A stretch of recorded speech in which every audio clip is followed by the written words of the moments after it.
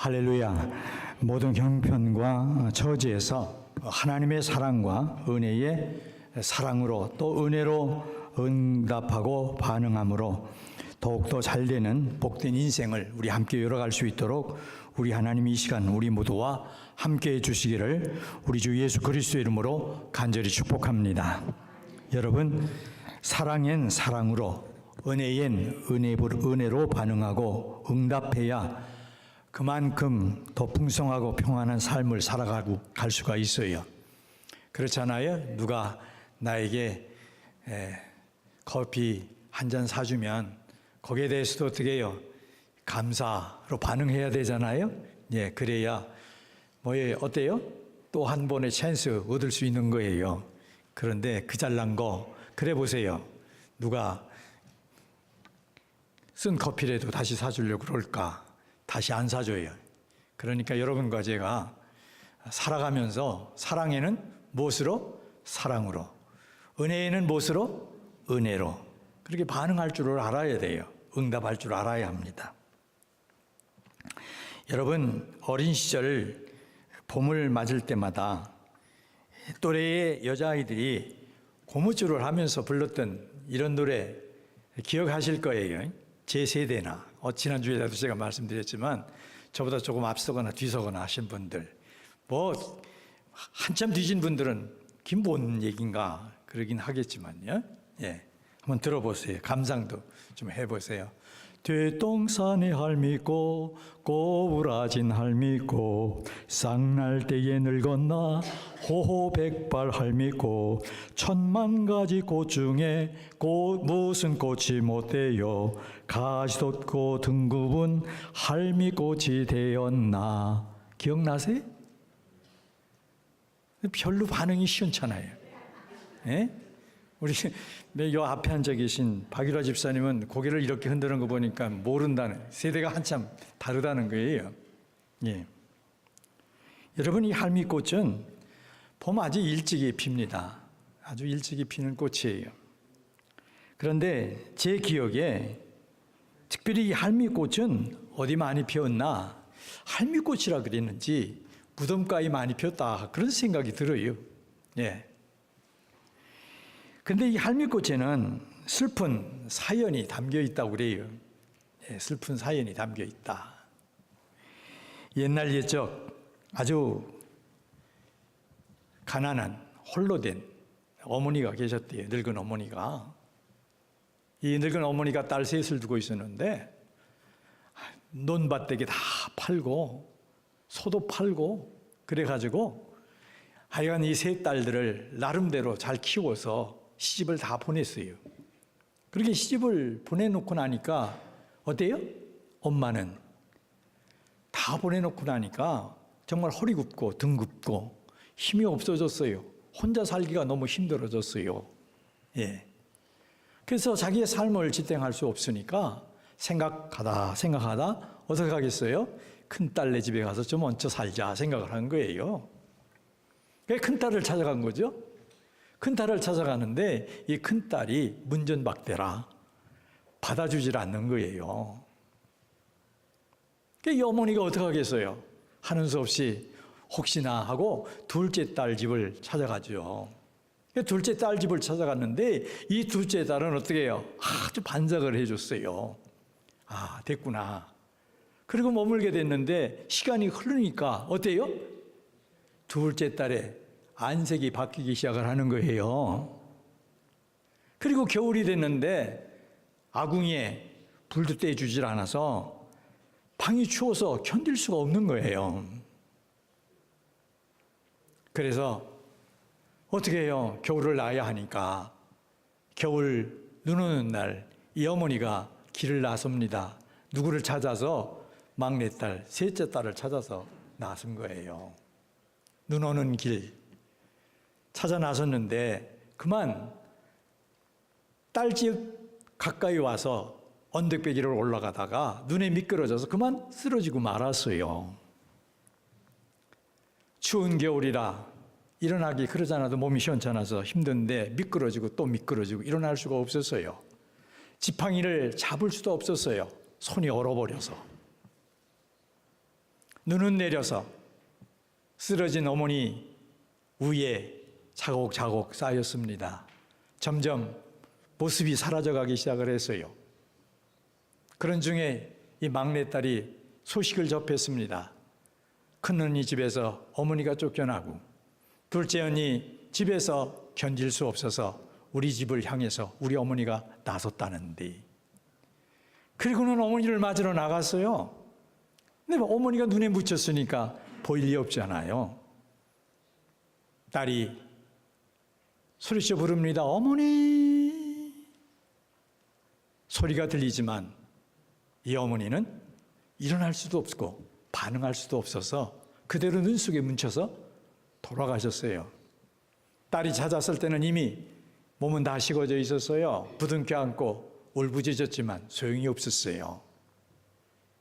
여러분, 꽁꽁 넣은 땅을 파서 어머니를 묻어드리고 봄을 맞았는데,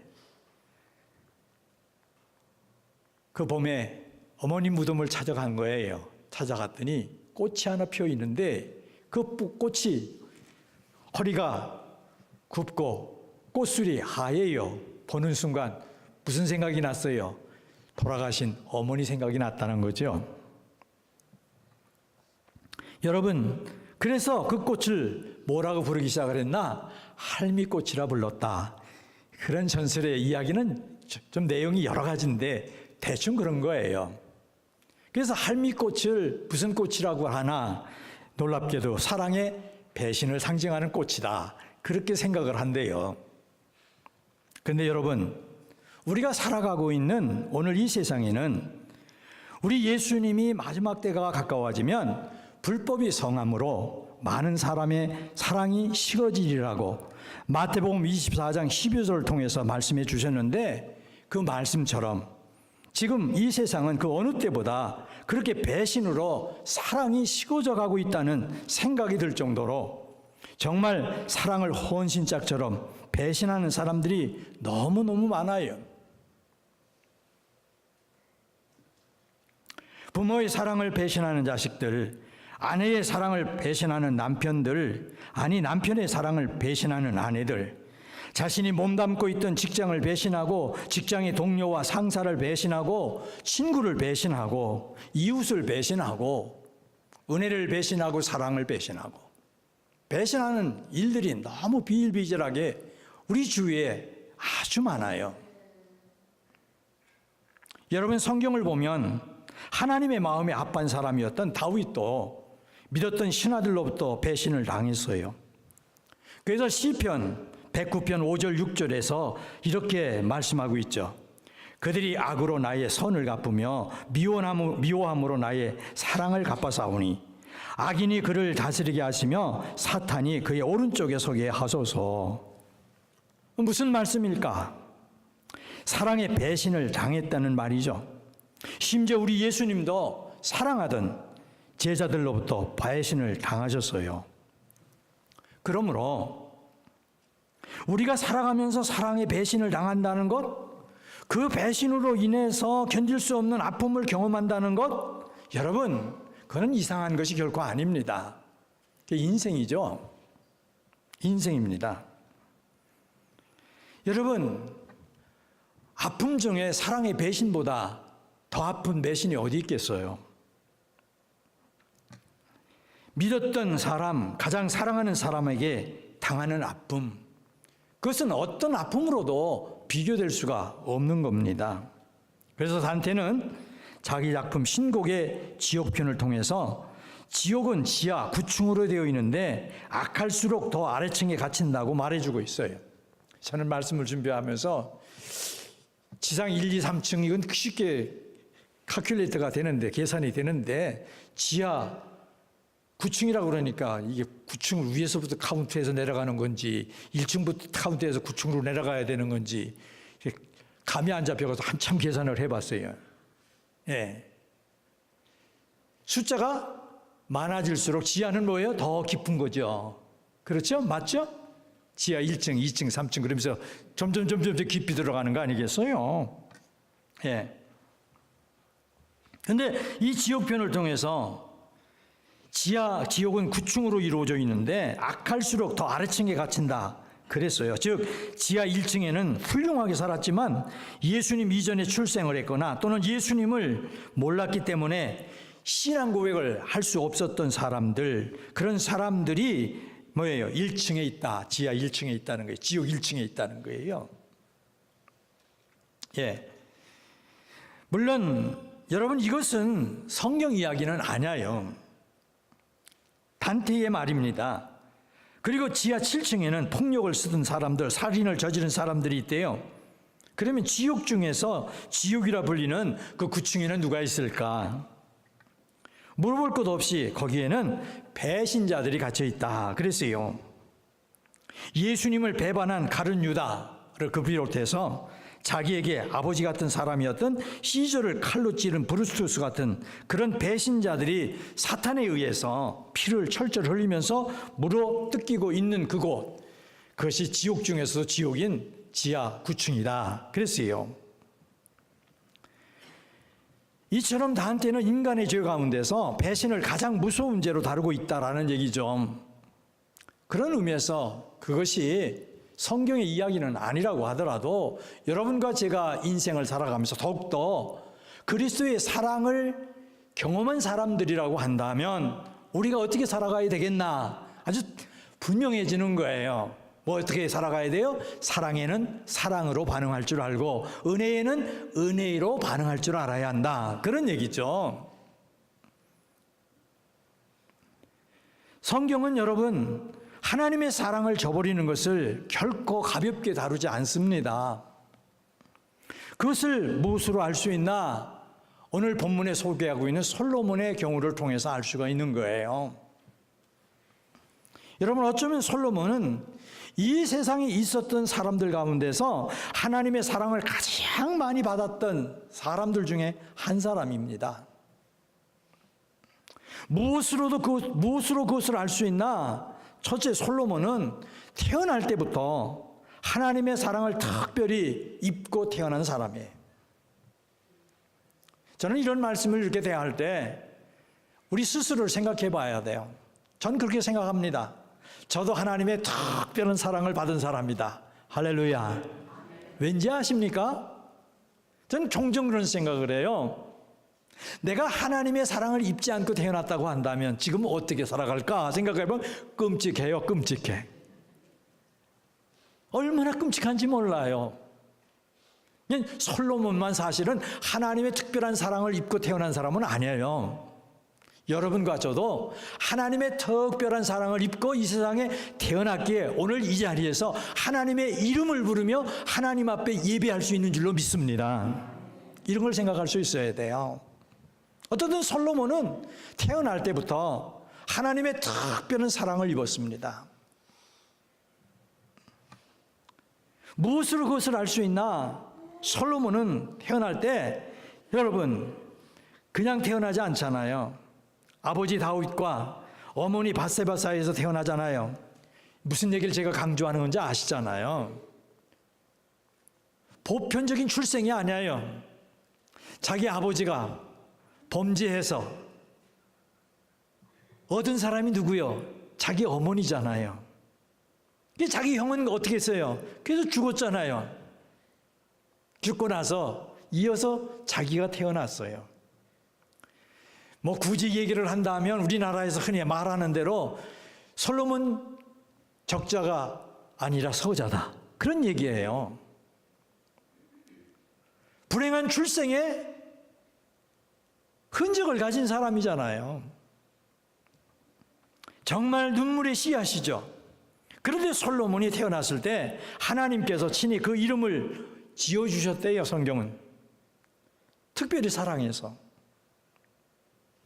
솔로몬이 태어났을 때 하나님이 그를 사랑하셔서 그 이름을 뭐라고 지어주셨나? 여디디야 그랬어요. 한번 따라서 해보세요. 여디디야. 어디디가 아니고 여디디야.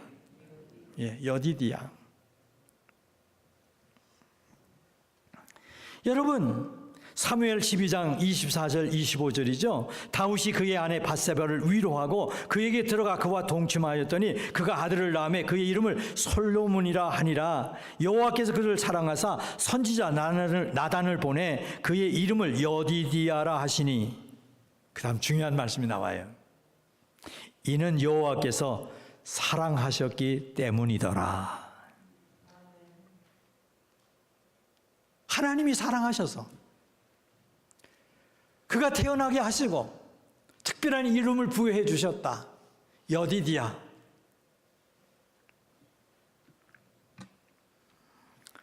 그러면 여디디아가 뭘까? 뭐 다른 것 아니에요. 하나님의 사랑을 입은 자, 그런 뜻이에요. 하나님의 사랑을 입은 자. 그러므로 솔로몬이 세상에 태어났을 때 그의 이름을 지어주시면서 너는 나의 사랑을 입은 자야, 그런 이름을 지어주셨다는 거 생각해 보세요. 얼마나 큰 복을 받은 사람이겠어요. 큰 복을 받은 사람이에요. 제게 손녀가 있잖아요. 앞으로는 하나님께서 주시겠지만 이 나이에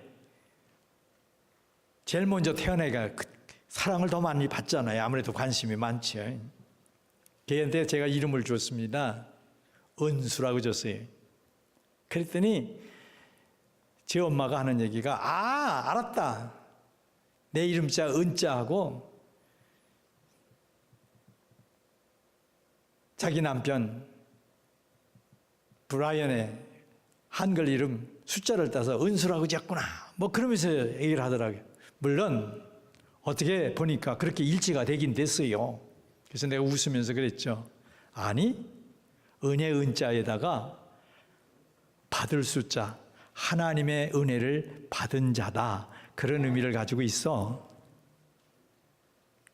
제가 그렇게 이름을 지었어요. 그래서 저는요, 걔 영어 이름이 헤이든인데 헤이든이라고 부르기보다는 저는 은수라고 부르는 것을 더 좋아해요. 왜냐하면 의미가 있기 때문에. 여러분, 특별한 이름을 붙여준다는 것은 뭐예요? 특별한 관심이잖아요. 특별한 관심은 뭐겠어요? 그것은 사랑이잖아요. 할렐루야. 그런 거 아니잖아. 그런 거 아니겠어요?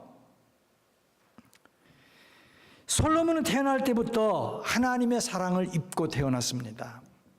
복 받았죠. 두 번째로 솔로몬이 얼마나 하나님의 사랑을 많이 입었나, 그가 받은 복 가운데 첫째 뭐예요? 그는 지혜, 하나님이 주에 지신 지혜를 가지고 있었잖아요. 예? 솔로몬이 왕이 되자마자 하나님께 일천번제를 드렸어요. 그렇게 하나님께 일천번제를 드렸을 때 하나님께서 그에게 뛰어난 지혜를 주시죠. 열왕기상 3장 12절 이렇게 말씀합니다. 내가 네 말대로 하여 네게 지혜롭고 총명한 마음을 주노니 네 앞에도 너와 같은 자가 없었거니와 네 뒤에도 너와 같은 자가 일어남이 없으리라. 전무후무라는 말을 많이 하는데 전무후무하다는 거예요. 네. 이 전무후무란 말 잘 써야 돼요. 전무는 괜찮아요. 후무는 아니에요. 특별히 은혜와 복을 받는 데 있어서 후무는 아니어야 돼요. 계속해서 큰 복을 받아야 돼요. 할렐루야. 저는 그런 생각을 해요. 예. 그래서 우리가 기도할 때 전무후무라는 말 함부로 쓰는 거 아니에요. 예. 그저 더 풍성한 은혜 가운데로 여러분과 제가 더 나가야 돼요. 더 나가야 돼요. 예. 역사적으로 찾아보기 힘든 그런 뛰어난 지혜를 하나님이 솔로몬에게 주셨어요. 솔로몬의 지혜가 어느 정도 대단했나, 성경을 보면 온 세상 사람들이 다 하나님께서 솔로몬에게 주신 그 지혜를 듣고 싶어서, 솔로몬의 얼굴을 보고 싶어서 예물을 갖기 준비해 가지고 솔로몬을 찾아오도록 하셨다고 말씀해 주고 있습니다. 열왕기상 10장 24절 25절이죠. 온 세상 사람들이 다 하나님께서 솔로몬의 마음에 주신 지혜를 들으며 그의 얼굴을 보기 원하여 그들이 각기 예물을 가지고 왔으니 곧 은그릇과 금그릇과 의복과 갑옷과 향품과 말과 노새라 해마다 그리하였더라. 한 분 한 게 아니에요. 해마다 그리하였더라. 예, 해마다 그리하였더라. 여러분, 솔로몬의 지혜가 얼마나 뛰어났으면 자기 백성만이 아니라 멀리 그리고 가까이 있는 이방 나라 사람들까지 하나님께서 솔로몬에게 주신 그 지혜를 드리려고 솔로몬의 얼굴을 좀 보려고 그것도 그냥 오지 않고 예물을 어떻게 해요? 바리바리 싸들고 왔다 그런 얘기. 바리바리 싸들고 왔다. 응? 그래서 솔로몬의 궁전은 솔로몬의 지혜를 드리려고 찾아오는 사람들로 늘 북적거렸어요. 솔로몬이 받은 복 중에 또 이런 복이 있잖아요.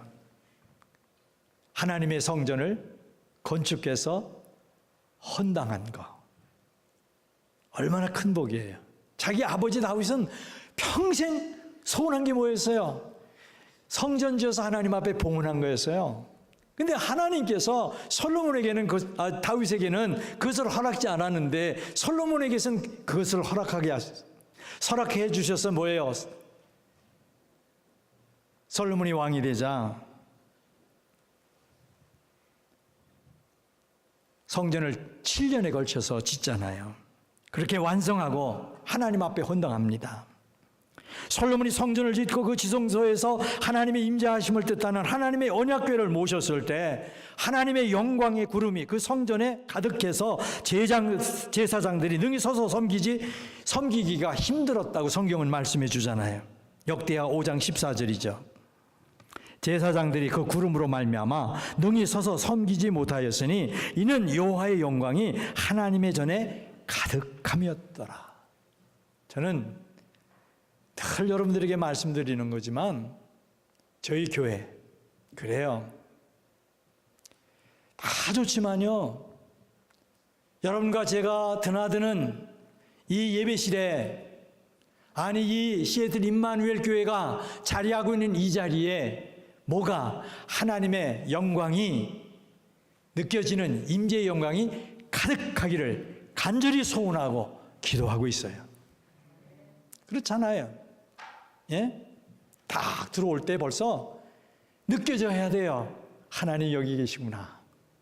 응?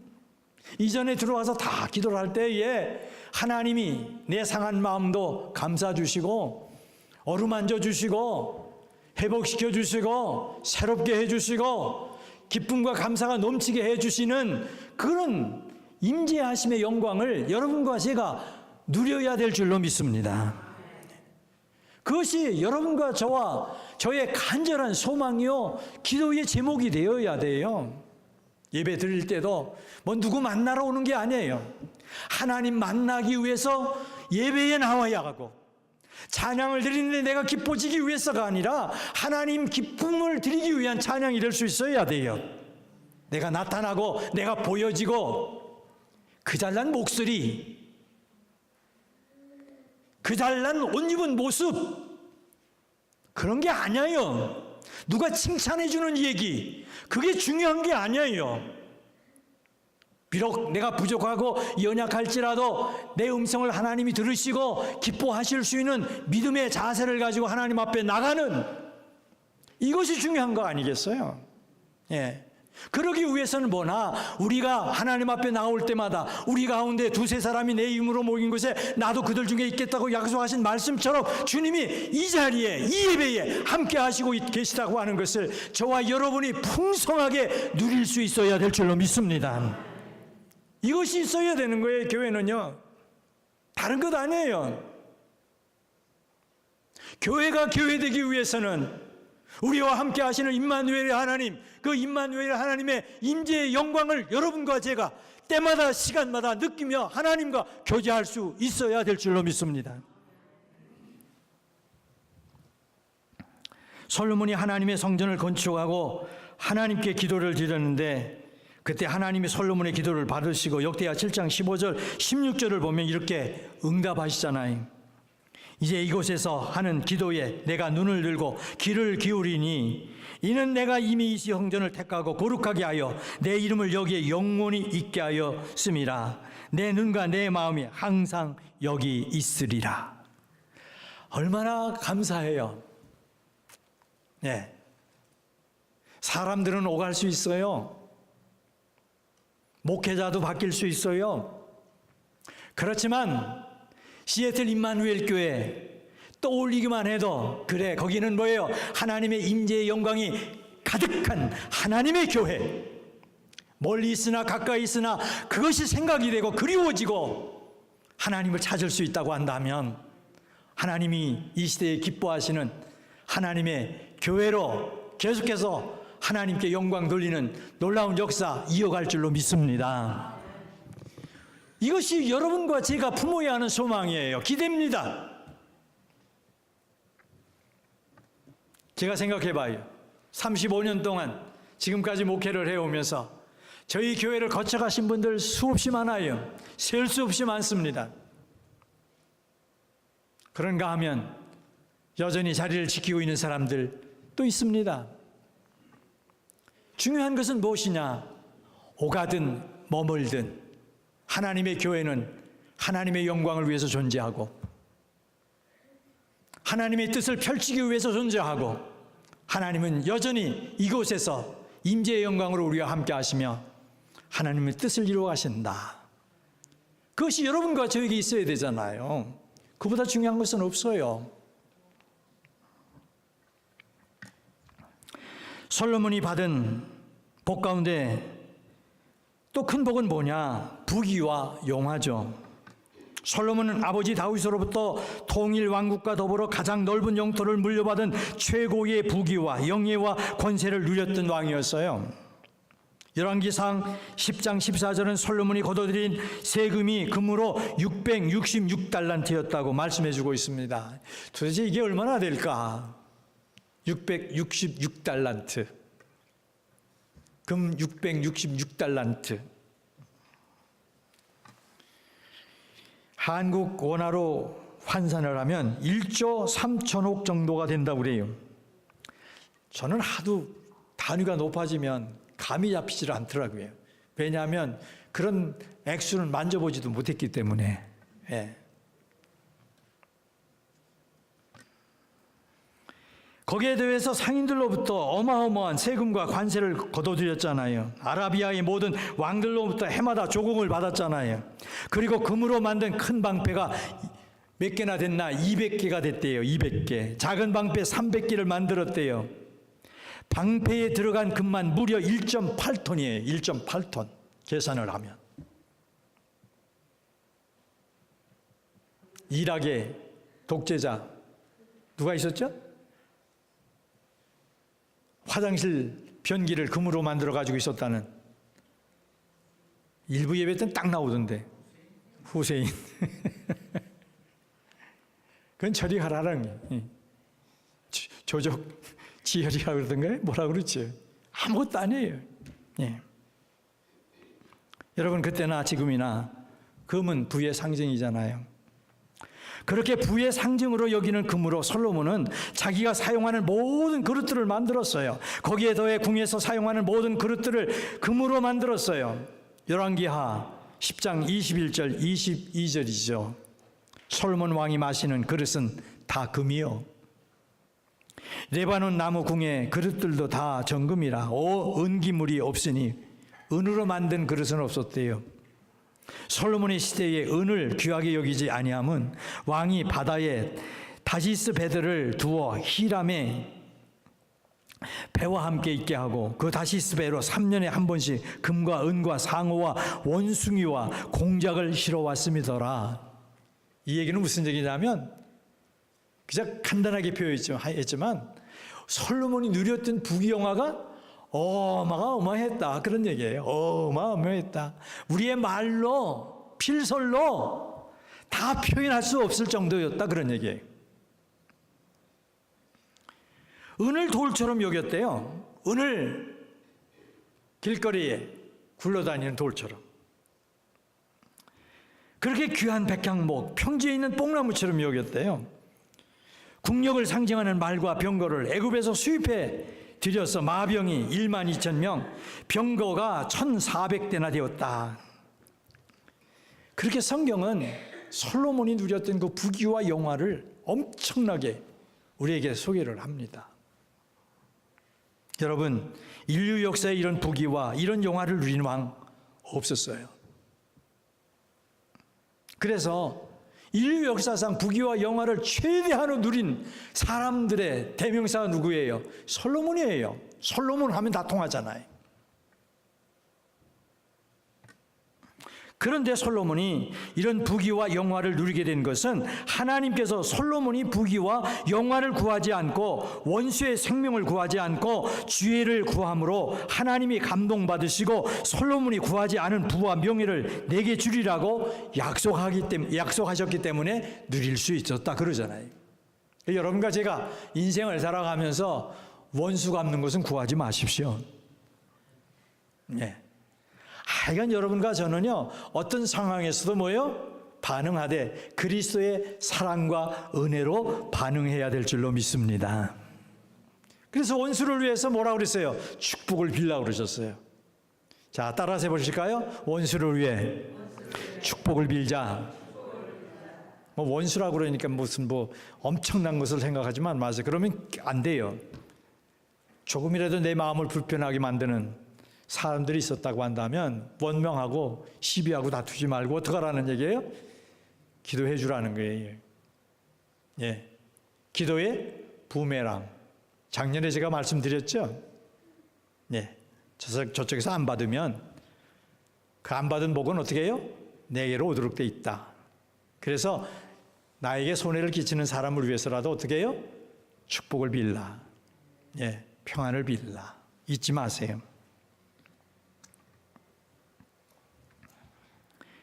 솔로몬은 하나님으로부터 놀라운 사랑을 받았어요. 은혜와 놀라운 복을 흔들어 넘치도록 받았습니다. 이렇게 놀라운 사랑과 은혜와 복을 받은 솔로몬이 그런데 어떻게 되나? 오늘 본문을 보니까 이렇게 하나님께서 넘치는 복으로 베풀어 주시는데 어떻게 해요? 은혜를, 사랑을 저버리게 된다라고 말씀해 주고 있어요. 슬픈 이야기죠. 하나님의 사랑을 배신해요. 본문 9절을 함께 다시 한번 봅니다. 9절이죠. 시작. 솔로몬이 마음을 돌려 이스라엘의 하나님 여호와를 떠남으로 여호와께서 그에게 진노하시니라. 여호와께서 일찍이 2번이나 그에게 나타나시고. 저는 목회 35년 저희 교회를 섬겨오면서 이 비슷한 경우를 참 많이 경험합니다. 목사님 기도해 주세요. 기도했어요. 잘 됐어요. 잘 됐는데 어떻게 해요? 등을 돌려요. 근데 놀랍게 하나님은, 정말 놀랍게 하나님은 다 거두시더라고요. 다 거두세요. 한 사람이 아니에요. 여러분들 그런 경험을 제가 보면서 목회를 해왔어요.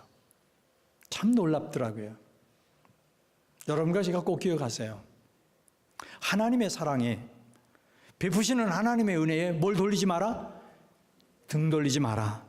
등 보여드리지 마세요. 하나님께. 어떤 경우에도.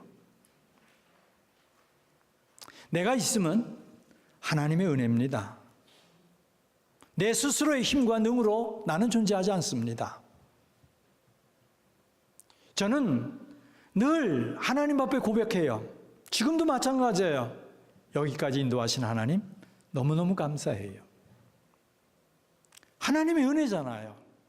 내가 지금까지 살아오면서 경험한 위기가 얼마나 많았어요. 생명을 잃을 뻔한 위기도 수없이 많았어요. 그런데 하나님은 여기까지 어떻게 하셨어요? 임마누엘로 동행하시고 나를 사용하시고 세우시고 쓰셨어요. 내가 한 것이 아니라 누가 하셨어요? 하나님이 하셨어요. 제 고백은 그것뿐이 없어요. 하나님이 하셨습니다. 솔로몬이 마음을 돌려 이스라엘의 하나님 여호와를 떠남으로, 여러분 마음을 돌려 하나님 여호와를 떠났다. 뭘 말해요? 다른 말 안 해요. 사랑을 저버린 것이죠. 사랑의 배신이죠. 여러분 마음을 돌려 하나님을 떠났다는 것은 하나님의 사랑을 저버렸다는 말씀이에요. 뭐 솔로몬이 왕이 되자마자, 왕이 자리에 오르자마자 하나님의 사랑을 저버리고 배신한 것은 아니에요. 솔로몬은 왕이 되었을 때 하나님을 아주 사랑했어요. 그래서 하나님께 일천번제를 드렸잖아요. 성경은 그때 솔로몬이 하나님을 사랑했다고 열왕기상 3장 3절을 통해서 분명하게 말씀합니다. 여러분, 하나님을 사랑했으니까 일천번제를 드리지 않았겠어요? 그렇잖아요. 그렇게 솔로몬은 처음에 하나님의 사랑에 사랑으로 응답했습니다. 하나님의 은혜에 은혜로 반응했습니다. 그렇게 사랑의 사랑으로, 은혜에 은혜로 응답하자 하나님께서 어떻게 하셨나? 솔로몬에게 풍성한 복과 은혜를 더하셨어요. 그래서 솔로몬은 자기 스스로의 경험을 통해서 잠언 18장 17절을 통해서 아주 놀라운 간증을 하고 있습니다. 사랑하는 자들이 사랑을 입을 것이다. 따라서 해보실래요? 사랑하는 자들이 사랑을 입을 것이다. 무슨 말씀일까? 사랑에 사랑으로 응답하고 반응하는 사람들, 그 사람들에게 하나님은 은혜 위에 은혜를 더해 주시더라.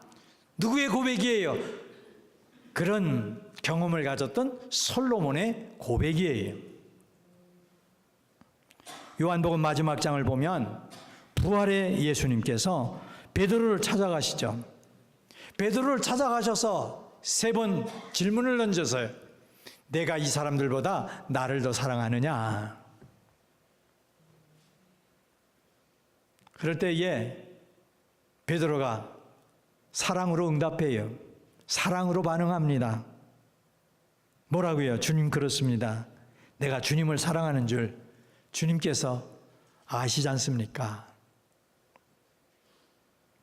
그러자 예수님은 내 양을 먹여라, 내 양을 치라. 이 말씀은요, 주님께서 주님의 것을 다 어떻게 하는 거예요? 다 내게 맡긴다는 거예요. 너에게 준다는 거예요. 그래서 어떡합니까? 사도행전에 가서 보니까 베드로가 초대교회를 어떻게 해요? 책임져서 인도해 가기 시작을 하잖아요. 그러므로 여러분과 제가 오늘을 살아가면서 아무리 힘들고 어렵더라도 하나님의 사랑을 받은 나다, 하나님의 은혜로 나는 살아가고 있다라고 확신한다면 어떻게 해요? 그 하나님의 사랑에 무엇으로? 또 사랑으로 반응할 줄 알아야 하고, 하나님의 은혜에 어떻게 은혜로 반응할 줄 알 때에 우리의 살아가는 삶이 주 안에서 더욱 아름답고 복되고 형통하게 될 줄로 믿습니다.